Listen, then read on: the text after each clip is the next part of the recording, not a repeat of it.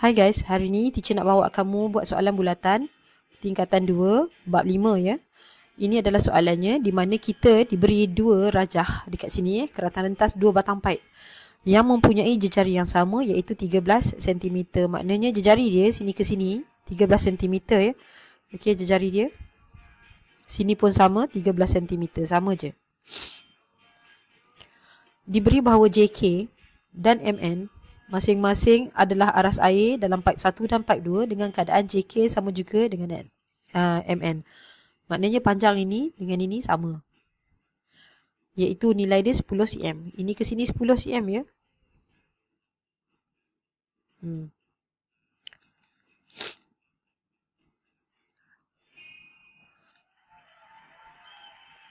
Sini ke sini 10 cm. Okey, ni. Hitung beza tinggi antara aras air dalam paip. So, soalan dia adalah beza tinggi aras air. Beza tinggi aras air adalah ini. Tinggi yang pertama teacher call yang ni ke sini is A. Aras dia. So, ini ke sini teacher panggil dia sebagai sini ke sini sebagai B. Okey, aras air. Alright, jom kita kira macam mana nak cari aras air semua ni. First kali, bila kamu diberi keadaan dia macam ni, iaitu sini adalah jejari ya. So kita mesti nak tahu sini ke sini berapa. Sebab kalau sini sampai ke bawah dia adalah 13 cm sebab dia pun jejari. Tapi kita nak tahu ini ke sini sahaja berapa. Okey, in order untuk kita tahu itu, kita kena tarik satu lagi jejari kat sini. Ni macam tu. Kita kena wujudkan kat sini. Dia memang dah ada tapi kita tak nampak. So tolong tulis ini pun 13 cm sebab ini sama juga dengan ini, maka dia adalah 13 cm. Apabila sini ke sini 13 cm, sini ke sini tadi separuh daripada 10 dia adalah 5 cm. Maka automatically menggunakan teorem Pythagoras kamu akan dapat 13 kuasa 2. Tolakkan sahaja dengan 5 kuasa 2 dan puncakan.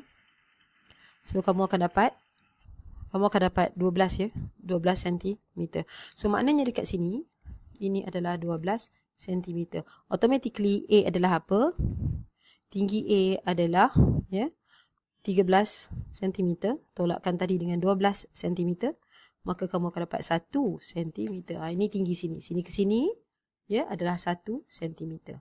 Okey, dan untuk pipe yang pertama. So jom kita tengok pipe yang kedua. Dah macam mana nak cari pipe yang kedua sebab tinggi dia sama. Kalau air dekat sini adalah sama dengan sini, tinggi sini adalah 1 cm, maka pipe B dia sebenarnya adalah 13. Kita darab dengan 2 ya sebab ini ke sini jejari, ini ke sini pun jejari. So dia adalah 26. Tapi kita kena tolakkan dengan ini. Sini ke sini iaitu 1 cm, maka kamu dapat 26. Tolakkan dengan 1 cm, kamu akan dapat 25 cm. Oleh itu, beza tinggi kamu boleh ambil nilai B tadi, kamu tolak dekat dengan A. So sebenarnya kamu akan dapat 25 cm tadi, tolakkan dengan 1 cm, maka beza tinggi sebenarnya adalah 24 cm. Inilah dia cara macam mana kita jawab soalan sini tadi. Semoga teacher harap bermanfaat. Benda ni mudah saja. Cuba tolong clearkan minda, dapatkan dia punya kat sini. Ini benda yang kamu kena tahu. Dia tak ada tau, tapi kamu kena lukis sebab kamu kena faham kalau sini adalah jejari. Untuk hasilkan segitiga bersudut tegak, kita perlukan jejari kat sini juga. Okey, semoga bermanfaat.